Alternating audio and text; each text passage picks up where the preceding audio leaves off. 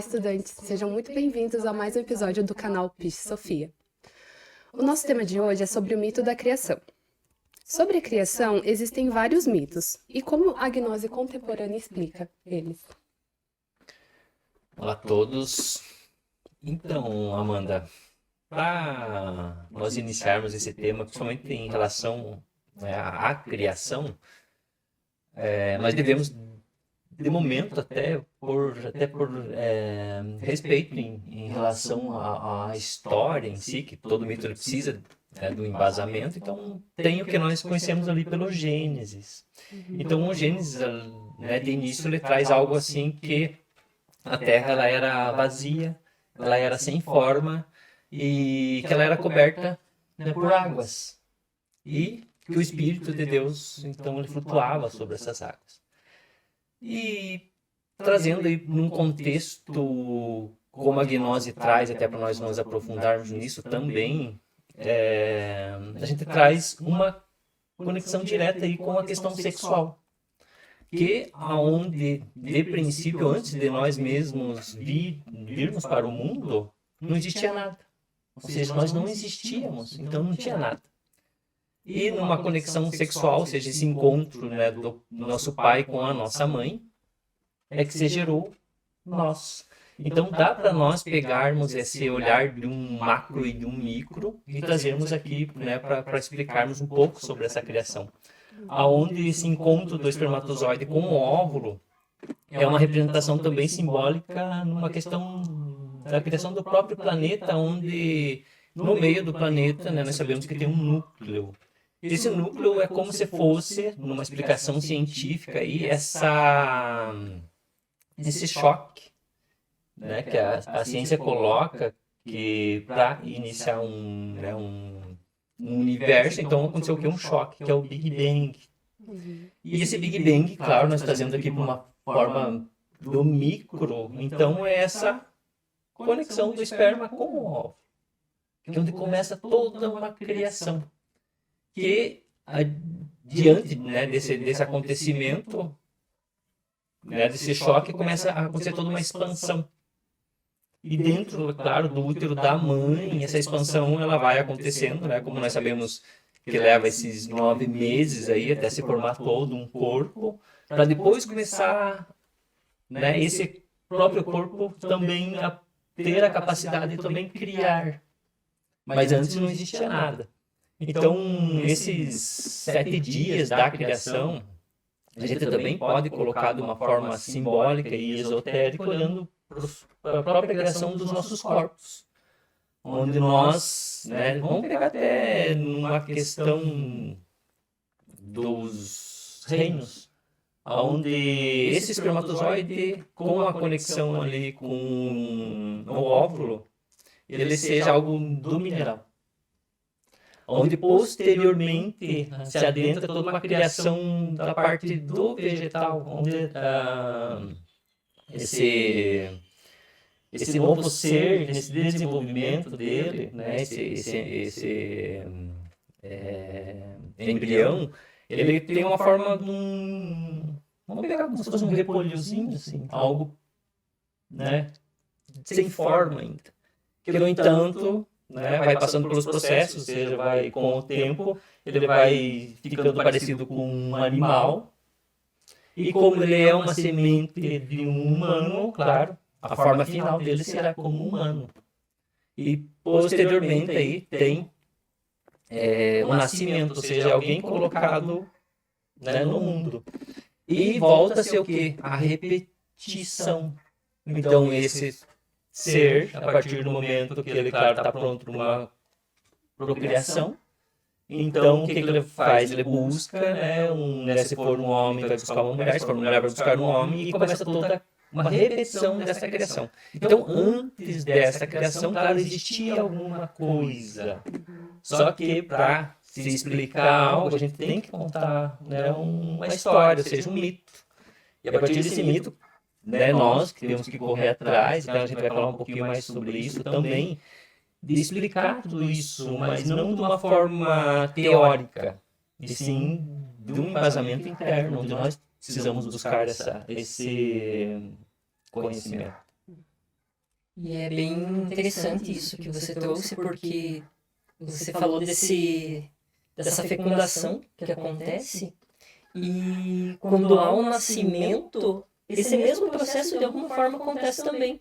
O bebê, ele é um pequeno mineral, com o tempo ele se desenvolve e se torna esse vegetal, ele tá aterrado, digamos assim, aos pais, ele está fixo sob a responsabilidade dos pais, entra numa fase adulta, se torna, que dentro da gnose a gente chama do animal intelectual, e esse animal intelectual ele precisa buscar o estado humano, ser humano. Esse estado de super-homem que também a gente menciona na gnose. Então a gente percebe todo esse mito da criação, desde lá da fecundação, na nossa fase já depois que há esse nascimento. Então são esses fractais que vão se construindo. Sim, e até a questão sobre o mito, quando a gente fala do mito da criação, muitos trazem toda a história, né? Desde Gênesis, como você citou aqui do livro, né? Sagrado, a Bíblia, mas tem toda essa questão de você trazer para você. Porque se você for para o macro, você vai acabar se perdendo uma hora ou outra e tentando ver o que tem além desses planos, e nós, com a mente, com essa questão mental, a gente não consegue captar isso. Tem que ter consciência. Então, o primeiro passo é a gente começar esse desdobramento, como foi citado, desse Big Bang no micro, dessa criação, de como vem se desdobrando todas essas células, essas repetições, para se formar todo esse patamar de universo que a gente conhece. Porque todos somos um micro-universo aqui, caminhantes.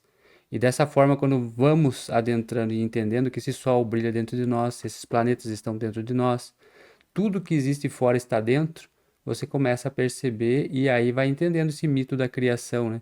Que se desdobra desse pai, mãe, aí vem o filho, aí vem toda essa questão das leis, né? Da trindade para a lei do sete, e vem se desdobrando, né? Trazendo toda essa expansão para um dia voltar a essa origem. Assim fica mais fácil de compreender nessa linguagem contemporânea do que a gente ficar muito atrelado a vários mitos e histórias, mas no contexto só de curiosidade. E não com o intuito de realmente a gente captar e aprender isso e utilizar para saber a origem da onde viemos. Por que viemos e para onde vamos.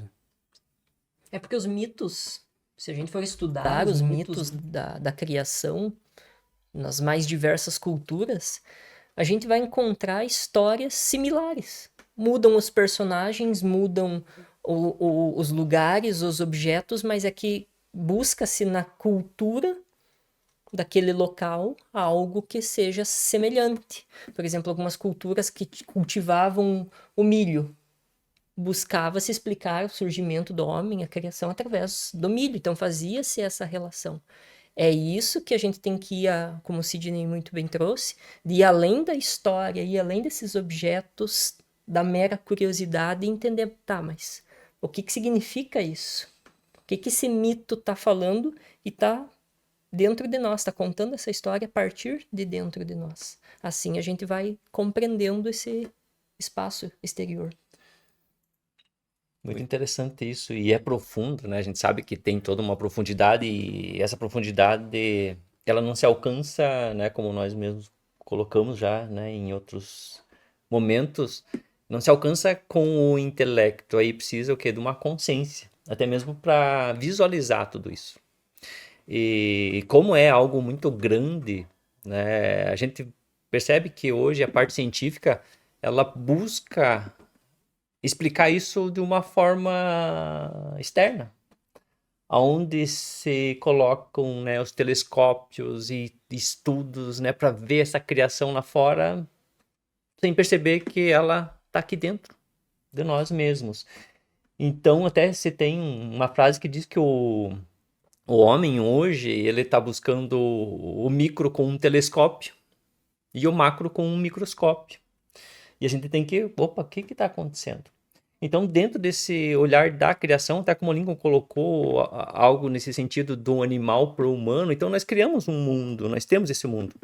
E aqui nós temos, então, o nosso positivo, o nosso negativo, e ao mesmo tempo criamos, né, um corpo. Então tem o pai e a mãe, ou seja, esse racional e esse emocional, onde nós criamos um mundo, com toda essa parte mineral, vegetal e animal.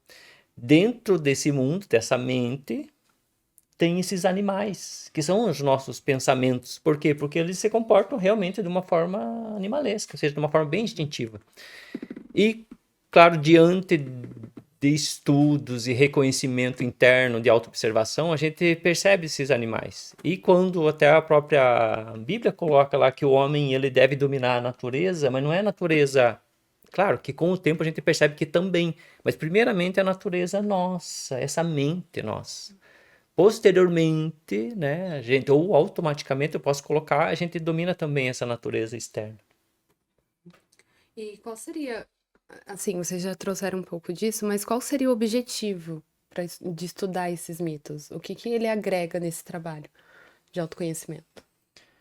O primeiro objetivo assim, que eu posso colocar, Amanda, nesse sentido, é de nós percebermos que esse mundo, ele é uma mente, né? Uma mente, vamos colocar, de um ser maior, e que nós aqui dentro somos os pensamentos dentro dessa mente.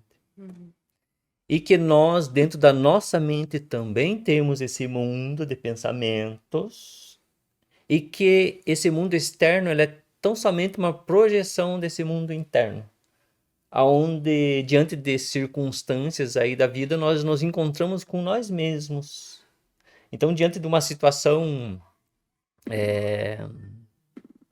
que me deixa em desconforto, eu tenho que buscar a causa desse desconforto, e a pessoa que me trouxe esse desconforto, ela tá dentro e eu preciso analisar isso. Então, ou seja, essa criação desse mundo todo é justamente para que a gente perceba que somos nós atuando o tempo todo com nós mesmos. Sim, porque pegando o gancho do que o Aracides trouxe, a nossa mente, ela é também um fractal da natureza.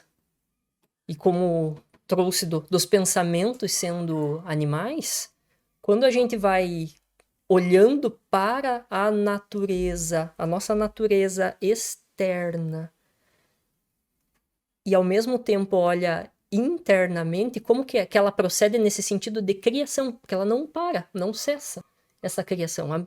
A todo instante a natureza ela está criando. Isso diz o quê? Que aqui na minha mente a todo instante eu estou criando. Só que percebam uma coisa, a natureza ela está fadada à lei da evolução e da involução. Então não é através da lei da evolução que eu vou atingir um patamar maior no sentido de autorrealização íntima do ser, como a gente já mencionou em outros episódios. Porque a evolução ela vai atingir um ponto e ela vai evoluir, como tudo na natureza. Como a nossa mente ela é esse fractal da natureza, ela tende a isso também. Então o que a gente precisa enxergar? O que está dentro dessa mente? O que nós criamos desde que nós fomos criados? Que daí são esses pensamentos que eles se plasmam no físico através das nossas interações, do nosso dia a dia. Afinal de contas, a gente está interagindo com nós mesmos a todo instante. Então, a partir do momento que eu enxergo esse externo, e aí a importância de estudar um mito da criação, a partir do momento que eu enxergo esse externo, mas eu faço esse link imediato de que ele é tão somente um reflexo do que está criado aqui, aí eu começo a estudar esse mito da criação dentro de mim. Opa, tem alguma coisa sendo criada aqui fora, está acontecendo tal coisa na minha vida. Isso é uma criação minha. A partir da onde que isso surgiu? Aí entra a meditação, a importância da autoobservação, de entender essa lei de retorno, essa lei do pêndulo de ação e reação. E eu vou desconstruindo. Então o mito da criação ele se desenvolve, e até para o estudante que quer se aprofundar, pode olhar na sequência de Fibonacci, que ela vai em espiral, e assim é o pensamento, ele vai aumentando. E o que nós precisamos fazer é começar a observar os nossos pensamentos, as nossas criações, e começar a fazer esse caminho de retorno, que nada mais é do que o caminho do filho pródigo, retornando até chegar no ponto inicial. Aí entra a autorrealização íntima do ser. Sou eu estudando o mito da minha própria criação e desconstruindo aquilo que eu criei. Aí eu vou para um patamar, outro, que daí é o patamar de ser. Eu venci tudo aquilo que eu mesmo criei. Sintetizei. É bem interessante isso, claro, é profundo, até como a gente comentou, para se analisar tudo isso aí precisa de uma consciência, mas de princípio precisa trazer algo assim, né? Assim como dizem que quando Colombo chegou nas Américas, os indígenas eles não conseguiam perceber os navios chegando. Mas um líder religioso, lá, alguém que tinha um conhecimento maior, avistava. E ele começava a explicar para eles, ó, tá vindo, é uma coisa dessa forma, e tá chegando. Até que chegou um momento que eles conseguiram visualizar aquilo. Então é nesse sentido que a gente quer trazer para vocês. E pegando nesse olhar do mundo, né, como a gente coloca, as pessoas podem se perguntar, tá, mas eu não vou conhecer todo mundo desse mundo, e eu nem tenho contato com todo mundo nesse mundo. E aí que vem até o próprio gerenciamento desse mundo, que tem um movimento de rotação, onde o meu mundo vai girar aonde eu estou. Então as pessoas ou situações que eu preciso resolver e aprender, claro que elas vão estar mais próximas de mim. O que eu não tenho que resolver, as pessoas ou situações não se aproximam. Então tem pessoas que sofrem tragédias horríveis, tem algumas que nunca sofreram tragédia nenhuma. No entanto, né, a gente vive, e aí que vem esse olhar de realmente você viver uma vida, você experimentando a vida, mas não experimentar no sentido sensual, e sim de compreensão. Sim, porque o objetivo, né, pegando toda essa parte, a gente vai vendo aonde que se desenrola e para onde que volta, né? Volta para a origem, né? Da onde veio, tudo acaba onde começou. Então a gente tem que começar a analisar. Eu sei da onde eu vim? Não sei. Eu estou procurando saber, mas de formas mentais. E eu não vim da forma mental. A mente ela surgiu depois. Então, dentro desse contexto, se eu quero conhecer o mundo, o universo, como a Aracide citou ali, eu não vou colocar o telescópio aqui para ficar procurando fora. Eu começo a internamente procurar isso, porque uma célula ela faz o mesmo movimento, expansão e tudo mais do que o universo. Da mesma forma que os meus órgãos, a questão de cada homem, de cada mulher, é o mesmo princípio. Então, quando a mente quer alguma coisa, ela busca sempre fora. Ela fica identificada com os fatores externos. E externamente ela não se consegue nada, porque ela se perde. E isso é o trabalho da mente, esse é o trabalho do ego. Aquele que começa a ter essa consciência e fazer as meditações, começa a verificar onde que está o seu centro, o seu núcleo, e ele se mantendo nesse núcleo, ele já começa a perceber de onde que ele veio, começa a sentir a presença desse pai interno, dessa mãe, e com essa sensação ele começa a parar de divagar ao redor, criar mais coisas, expandir mais. Ele começa a fazer o processo, já entendeu, de voltar a esse núcleo. Por isso o objetivo de você entender, né, esse mito da criação, porque você saber como fui criado, da onde eu vim, para depois saber o que estou fazendo aqui. E então, com esse caminho, esse trajeto, esse ensinamento, voltar, né, de forma mais consciente, ainda com mais energia, mais luz, para esse mesmo ponto. Esse é o objetivo. Nesse intuito, né, que a gente estuda, traz essa questão da mente, ego, a expansão, tudo isso volta-se para você, esquece os espelhos, esquece o universo, esquece e procura dentro de você. Quando você conhecer a ti mesmo, aí você vai conhecer tudo que existe, porque é uma réplica perfeita, de igual forma, em todos os tamanhos e patamares. Esse é o princípio de você estudar o mito da criação, entender ele, mas não ir nas histórias, nas fantasias. Eu quero entender a Deus, quero entender da onde veio Deus, mas eu não sei nem da onde eu vim. Primeiramente eu tenho que começar a perceber aqui. Do que adianta eu saber de leis além desse cosmos, né? Se eu não consigo nem cumprir as leis que tem aqui, não sei nem o que estou fazendo aqui. E é tudo especulação, e essa especulação não leva a nada, só prende você mais aqui. Então esse é o objetivo maior de você procurar esse mito da criação, entender esse mito da criação, perceber que você é um criador também e você voltar a esse núcleo, e com essa consciência. Amanda, só antes de você continuar, só pegando, né, um pouco do que o Sidney falou, é como o seu criador, assim, analisando como é que eu vou fazer para que as pessoas entendam elas mesmas. Ah, vou colocar semelhantes. Aí pra gente mesmo se estudar. Só que o que que nós fazemos como pensamentos? Nós criticamos, nós julgamos. E a partir disso, a nossa criação aqui, ela fica pior. Porque os nossos pensamentos vão se tornando aquilo. E também já aproveitando essa formação desse mundo, então vindo desse pai e dessa mãe, né, num contexto de mente, a gente pode dizer que a mente ela é formada pelo positivo e pelo negativo. Então, quando você fala de um pai e de uma mãe, é uma energia positiva, uma energia negativa. É a partir daí que você tem uma criação. Então, aqui nós temos o que dentro desses 23 pares de cromossomos, a metade da mãe e a metade do pai, né? Você somando ali dá os 46, né, que a ciência coloca. Esses 46 cromossomos, essa energia forma a mente. Essa mente é a própria natureza. Ela é o mundo, onde tem dois polos também. E se for olhar para uma questão de concepção, então como, né, nós iniciamos aqui falando da Gênesis, onde tem uma concepção, esse esperma ele está ainda como o nosso macro, ele em questão de relação de tempo é diferente. O que que acontece? Esse núcleo, esse esperma ainda está no núcleo do planeta. E ele está gerando vida. Mas ele não iniciou assim como a gente vê hoje.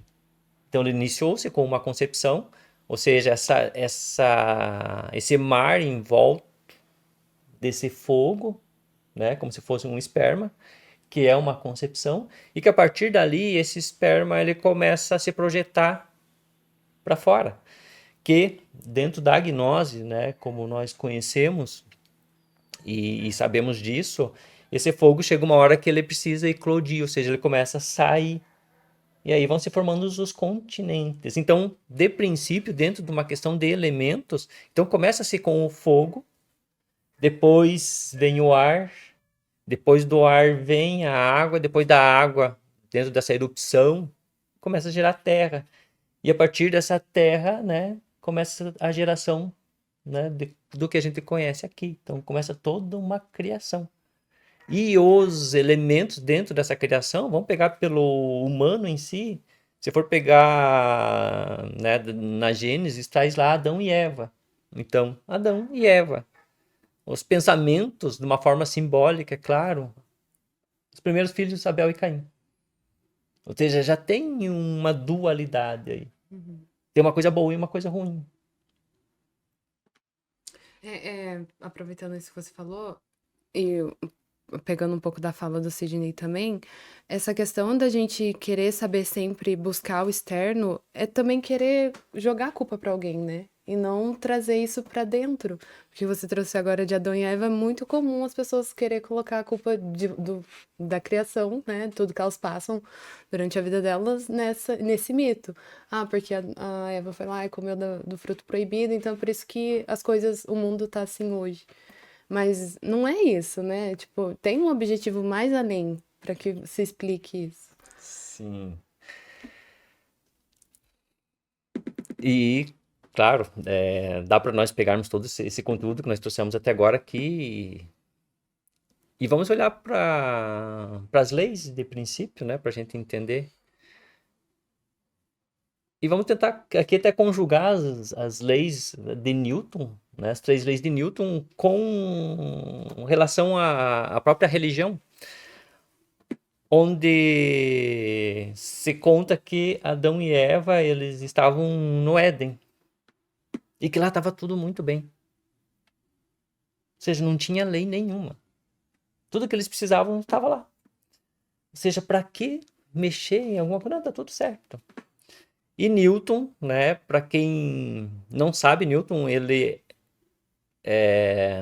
não é muito colocado isso, mas ele era bem religioso, né, o Isaac Newton. E ele, a partir desse conhecimento dele dentro da religião, até, né, dá para pôr aqui que ele até fez uma profecia onde o mundo, né, ele vai ter um fim, que será em 2060, e ele traz isso baseando-se nos estudos lá do livro de Daniel. E como ele tinha esse estudo da Bíblia, ele pegou vamos dizer assim, um insight. Então aquela anedota que é contada lá, que caiu uma maçã, né, que ele começou a postular ali, a estudar a lei da gravidade. Daí a pergunta é, por que não foi uma pera? Por que não foi uma laranja? Uma maçã. E lá no mito da criação, lá no Gênesis, ele contou que tinha uma maçã. Que alguém instigou a Eva, né, ou seja, um desejo, a comer essa maçã. E é claro, os dois comeram. Então esse Éden, vamos colocar assim como a lei da inércia, que é a primeira lei de Newton. Onde está tudo muito bem. Posteriormente, a serpente, que é esse tentador, né, que é necessário, porque senão não teria nada que tem aqui, ele, não, vocês podem ser melhor do que Deus. Se vocês comerem a maçã, vocês vão abrir os olhos. É claro que a maçã, né, a gente deixa aqui bem claro que é algo ligado ao sexo, onde começa a se construir essa segunda lei de Newton, que é a superposição, ou uma sobreposição, ou seja, eu quero ser mais do que isso. E a terceira lei de Newton, o que é? Ação e reação. Então nós nos vemos muito como vítimas. Nossa, Deus colocou a gente aqui e agora... Não, nós nos colocamos aqui. Porque até de uma forma simples, né, como a gente sabe, tão somente um esperma fez essa concepção. E quem que foi esse esperma? E quem correu atrás? Então foi um desejo. Então nós somos frutos de um desejo. Ao mesmo tempo, nós somos uma semente de consciência. Só que nós vamos ter essa consciência tão somente depois que nós começarmos a compreender que não tem vítima no mundo e que todas as reações que vêm até mim são ações minhas de um passado. Pode ser esse passado distante ou não. E aí a gente, né, com aquele olhar bem egóico, né, do melindre, se ofende por tudo que as pessoas estão me magoando. Não tem ninguém te magoando. Até uma conversa que nós temos aqui entre nós, que a gente sempre coloca, né, de que ninguém, no sentido me incomoda, é que eu que me incomodo, ninguém me pressiona, sou eu que me pressiono. Então é essa consciência que a gente precisa obter. Então, Amanda, diante dessa infração, ou seja, desse ato sexual entre Adão e Eva, o que ocorreu? A queda.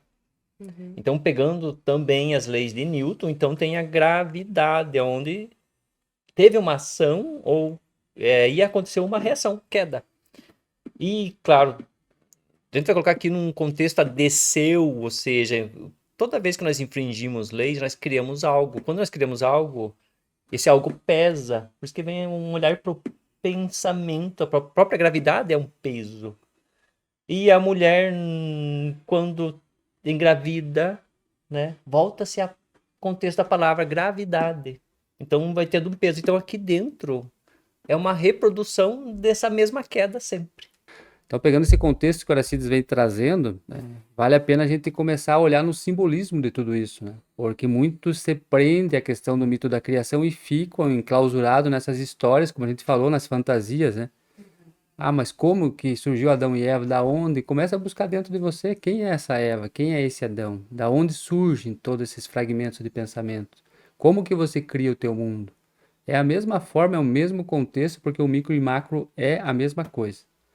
Porque se a gente pegar em todas as histórias, cada povo trouxe, né, a criação da maneira com que eles tinham em mente, né, a consciência desperta naquele exato momento e foram criando isso para trazer, mostrar que existe algo maior e que a gente surgiu desse nada, né, desse Deus, dessa parte divina. E aqueles que buscam, que conseguem captando, eles vão pouco a pouco se aproximando disso e entendendo, mas o contexto está aqui. Então a gente vê ali, tem questão, né, do cristianismo, tem hinduísmo, tem várias outras formas que traz o mito da criação, até a questão do Big Bang. todos eles têm fundamento, todos eles têm um simbolismo por detrás, que vale a pena a gente buscar, mas não vá na história, busque o conhecimento através dos símbolos. Darwin traz toda essa questão de evolução e involução. A gente vê que até um princípio dentro de nós ele tem fundamento, só que por outro lado não, porque senão não teria mais o homem aqui, já teria evoluído para outra coisa. Teria outros animais, e a gente vê que não, né? O homem ele está fadado desde o mineral até a raça humana e dali não ultrapassa. Ele só vai sair com consciência para se tornar algo divino ou volta a ser animal e faz todo esse retrocesso, fica preso dentro dessa roda. Então a gente vê que essa evolução ela é do sistema da natureza. Mas aquele que consegue captar conscientemente tudo isso, ele acaba que adentrando, entendendo e vendo que existe algo a mais, mas ele tem que passar essas fases, esses níveis, entendendo justamente a criação, para que aí ele consiga parar de criar, juntar as sementes e fazer, né, com ela essa seiva, né, essa energia para adentrar novamente consciente ao absoluto. Por isso que o Jung dizia: quem olha para fora sonha, quem olha para dentro desperta. Se eu olho para fora num sentido de mito, eu vou entrar em simbolismos, logo até estou idolatrando deuses, criações e tudo mais, mas não compreendi a essência do que aquilo realmente quer dizer. Se a gente começa a olhar para dentro de nós e ver como que a criação ela se dá, e olhar para o nosso mundo de pensamentos, o nosso mundo das coisas que anteriormente a gente falava, daquilo que eu criei outrora, mesmo que eu não lembre. Mas todo dia o nosso passado ele se faz presente. Essa é a criação. Essa é a melhor maneira de estudar o mito da criação. Olhando para o passado através do que está acontecendo no meu presente. Então, se tem algumas coisas que acontecem hoje e elas, por exemplo, me desconfortam, me causam dor, me causam angústias, eu preciso buscar, mesmo que gradualmente buscar, onde houve o nascimento disso que hoje eu estou tendo como um filho, por exemplo. Essa dor, essa doença, esse problema. Ele é só um efeito de uma causa. Então eu tenho que buscar, não necessariamente o Criador, porque sou eu, mas em que momento eu criei isso e por quê? Com base em qual desejo? Com base em qual questão que isso foi criado? Porque ele é tão somente esse fractal já mostrado anteriormente. Aí que vem aquele axioma tão conhecido da gnose: conhece-te a ti mesmo e conhecerás os deuses e o universo. Olho para a minha criação, eu compreendo só por consequência essa criação que existe fora. E já foi citado aqui nessa conversa toda, né, que o que fica em volta de nós, desse núcleo, são todas as nossas criações, né? Então, as pessoas chatas, os problemas, as adversidades, são todos fatos que a gente criou e agora eles ficam circulando nesse núcleo. Aí a gente volta lá no raio, até no raio da criação, né, que vem vindo todas as leis, que o nosso Sol, né, até gira em volta de outro Sol, que é um dos 7, é o menor desses 7, né? E em volta dele gira todos esses planetas, a gente gira em volta. Dentro da Terra tem um núcleo da Terra que gira tudo em volta desse núcleo, que é um Sol. E dentro de nós o coração. Então vê que é tudo uma réplica. Dentro da célula também tem o átomo e vai circulando em volta. E aí entra essa energia dessa criação que a gente vê. Por isso de ficar no núcleo, no centro, que é ali onde está a consciência. Porque até a gente fala, o Horacito citou do Taurus em um livro que ele vai lançar à frente, essa energia do toroide, que ela circula, fazendo essa imantação, essa energia que sustenta todo esse universo. E nesse centro está toda essa síntese. E a partir do tempo que você está na mente, você fica imantando esses campos e criando. A partir do tempo que você começa a captar todo esse princípio dessa criação, começa a voltar para esse criador, a esse núcleo, começa a absorver isso tudo de volta, sintetizar e se tornar num sol até maior do que o núcleo aqui, porque vai trazendo cada vez mais consciência e ganhando formas, né? Esse é o sentido. E voltando para uma questão de objetivo que nós iniciamos lá, então tem toda essa objetividade, como a gente colocou aqui, até para um contexto de esclarecimento. Quando a gente fala de algo objetivo, é algo real. Então, subjetivo é tudo aquilo que é efêmero, é passageiro. E num contexto de objetivo, ou seja, de algo de realização, então o homem, né, quanto a mulher, é claro, sendo imagem e semelhança de um Deus, qual que seria o objetivo de se tornar também um Deus, né, diante de um autocontrole, ou seja, dessa criação. Então, se o Sol ele gera outros sistemas, então cada planeta ele tem um mini Sol dentro dele. E assim como nós também temos uma partícula desse Deus, onde a gente, né, tem essa capacidade de se transformar também num Deus. E o que é se transformar num Deus? Tendo consciência, né, de que de tudo o funcionamento de todas as coisas. E num contexto do planeta, é a vibração, seria, né, o objetivo da vibração de todos os humanos se transformando em seres humanos e a partir dessa vibração criar um outro sol. Então, de não depender mais de um sol, e sim se tornar um sol. Então, o medo nosso, ele está, né, relacionado, claro, com a questão da morte e também de não ter um amparo. Então, se não tiver o sol, vai morrer todo mundo. Tá, mas e por que eu não me transformo num sol? E toda vez eu tô rezando para um Deus, por que eu não me transformo nesse Deus? Aí eu não dependo. Não num contexto de orgulho, não, mas de consciência mesmo. Porque você se tornando um sol, você acaba dissipando toda a escuridão e não depende mais de iluminação externa, né?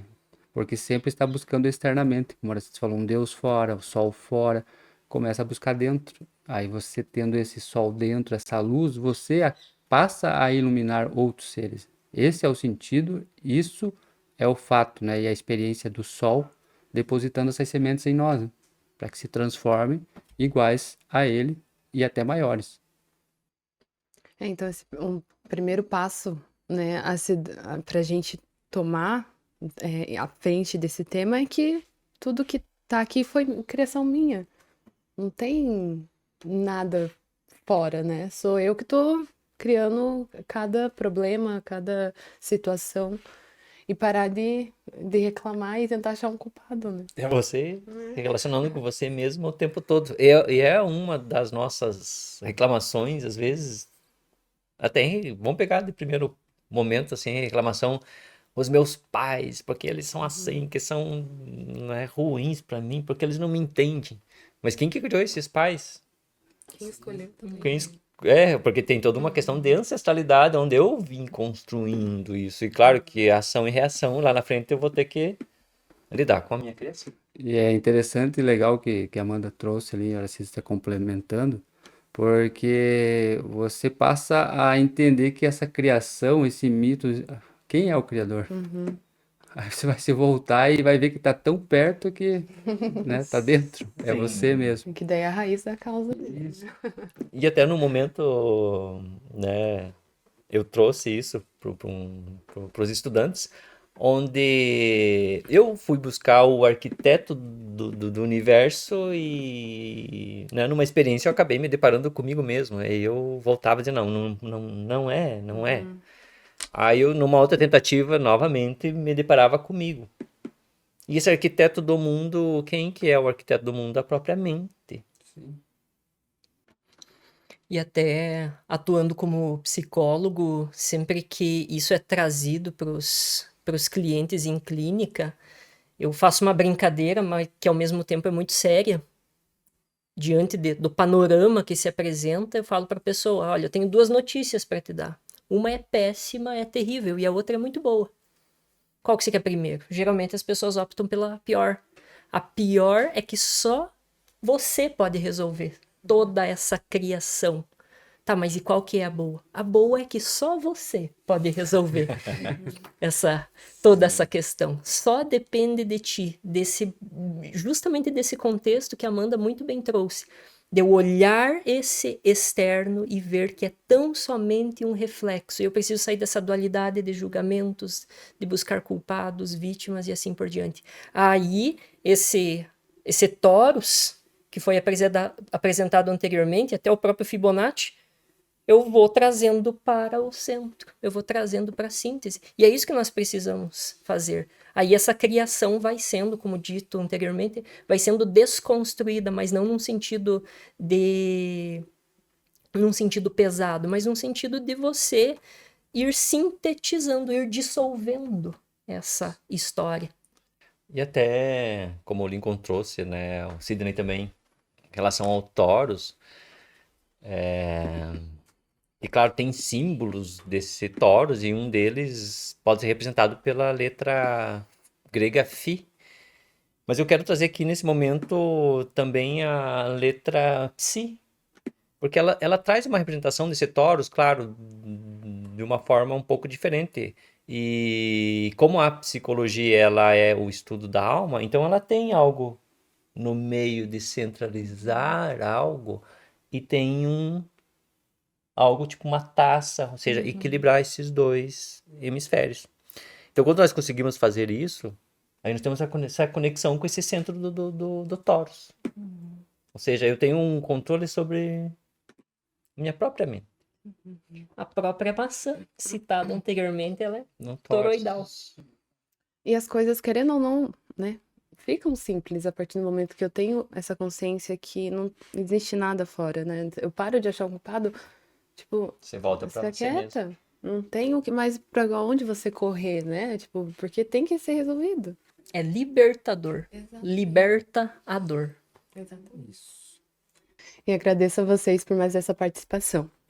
Por aqui finalizamos mais esse episódio. Se você tiver alguma dúvida, deixe nos comentários que a cada 4 episódios postados aqui no nosso canal, a gente abre uma live para tirar dúvidas. Siga-nos, né, nas nossas redes sociais, curta aqui o nosso canal do YouTube e paz vivencial e até breve.